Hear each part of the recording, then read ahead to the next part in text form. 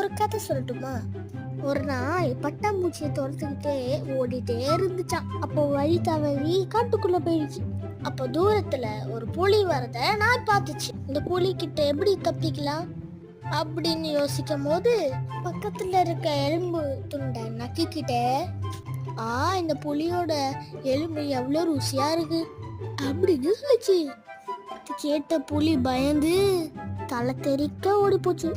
இது எல்லாம் பார்த்துக்கிட்டு இருந்த குரங்கு புலிகிட்ட போய் இந்த நாய் நடிக்குதுன்னு சொல்லி இந்த புலிகிட்ட இருந்து நம்ம எஸ்கேப் ஆயிடணும் அப்படின்னு யோசிச்சுது.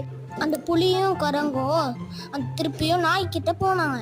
குரங்கும் புலியும் வரத பார்த்த நாய் இந்த குரங்கு எங்க காணோம், எப்படியாவது புலியை ஏமாத்தி கொண்டு வரேன்னு சொல்லிச்சு அப்படின்னு சத்தமா சொல்லிச்சு.